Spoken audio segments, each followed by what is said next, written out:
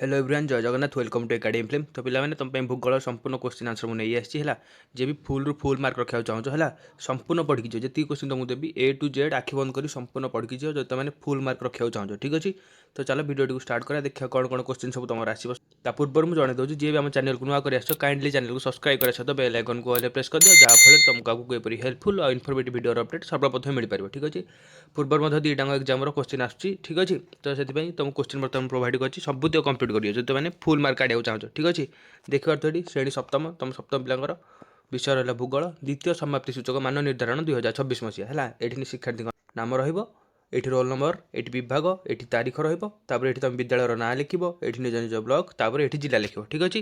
तापर तले ये निरीक्षक स्वाक्षर रहा जो टीचर तुम पढ़ी थे सी दस्खत करेंगे ठीक अच्छे। तो चलो देखिए क्वेश्चन आंसर तुम कौन कौन आस एक नंबर देख रहा 4टी संभाव्य उत्तर मध्य ठीक उत्तर टी गोल बुलेब है एक मार्क 5टा। देखा फास्ट क्वेश्चन कौन रहा तुम देख करे मेरु अंचल विश्व अंचल आड़ को समुद्र में प्रवाहित होता सामुद्रिक स्रोत को कौन कहुए मेरु अंचल समुद्र आड़ को जो स्रोतटा प्रवाहित हुए कौन कहुए शीतल स्रोत है। देख जो आंसर किसी प्रोब्लेम था मुझे कमेंट जनइबे ठीक अच्छे। देन देख नेक्स्ट क्वेश्चन तुम ख नंबर साधारणतः क्यों तिथि लघु जुआर होता है कह द्वादशी ना अमावास्या कौन हम यहाँ द्वादशी है। तापर प्रश्न देख ग नंबर प्रश्न लघुचाप बलय को नियमित प्रवाहित वायु को क्यों वायु प्रभाव कहुए क्यों वायु प्रभाव कहुए नियत वायु प्रभाव है ऑप्शन बी। तापर घ नंबर प्रश्न देख देख पे जो मेम्बरशिप नहीं जल्दी जल्दी मेम्बरशिप नहीं आ देखो डिस्क्रिप्शन में टेलीग्राम चैनल लिंक दे देचु से जॉइन हो से तुमको जो आंसर किसी भूल थाए तो से तुमको सब आंसर ठीक मिल ठीक अच्छे।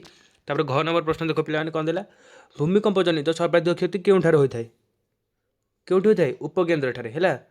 तापर केउटी गोटे प्राकृतिक परिसंस्था नुहे कह केउटी गोटे प्राकृतिक परिसंस्था नुहे कौटा पार्वत्य भूमि है। तापर देख 2 नंबर प्रश्न पे क स्तंभ सहित ख स्तंभ मेलिया को देती एपटे देला कौन चिनुक लू मेरुबाई मौसुमी कालबैशाखी एपटे देला पश्चिमबंग दक्षिण पूर्व एशिया राजस्थान अंटार्कटिका आंडीज पर्वतमाला रकी पर्वतमाला चिनुक कौन हम चिनुक रकी पर्वतमाला पे तुम जान चिनुक है रकी पर्वतमाला ए तो मिल पार सब है मिल पार। तापर देखो 3 नंबर प्रश्न देख पे यार उत्तर आम टेलीग्राम दे दीचु जो मैंने उत्तर चाहो टेलीग्राम जॉइन हो उत्तर तुम पाइपर से ठीक अच्छे। तब 3 नंबर प्रश्न देख पे नदीर चित्रटे करके मुख्य नदी शाखा नदी उपनदी त्रिकोणभूमि चिन्ह दिव केमी कर देख ये गोटे नदीटे कर ये गोटे गोटे कौन बाहर कर एगुड़ा जो बाहर कौन एरा हूँ गोटे गोटे उपनदी है उपनदी सरला। तापर ये जो देख आउ 2टा नदी बाहर थो है यहाँ कौन हम यहाँ हम तुम त्रिकोणभूमि आ शाखा नदी कौड़ा ये उपनदी जो नदी बाहर थो सेगुड़ा है शाखा नदी जानिकल आईटा तुम मुख्य नदी करमि उत्तर सब टेलीग्राम में देदेचु। तब देख 4 नंबर प्रश्न भौगोलिक कारण दर्शाओ मनीष प्रकृतिर बिना सहायता चलीपर ना ना मनीष प्रकृतिर बिना साहाय्य चलीपर ना कारण प्रकृति सबू परिस्थिति में मनीष को साहाय्य करें ठीक अच्छे। तापर देख ख नंबर प्रश्न मरु अंचल छतुशिला बा मशरूम रक देखा जाए कहीं देखा जाए से तुम लिख कारण है यार उत्तर आम टेलीग्राम दे दीचु। तो पे संपूर्ण पढ़ी जो तुम फुल रू फुल मार्क आने चाहो ठीक अच्छे फुल रू फुल मार्क जब आने चाहो संपूर्ण पढ़ी जो जी तुमको क्वेश्चन बर्तमान देवी। तार 5 नंबर प्रश्न देख पार्थक्य दर्शाओ देती भि सदृश उपत्यका आ यू सदृश उपत्यका लिखिपर।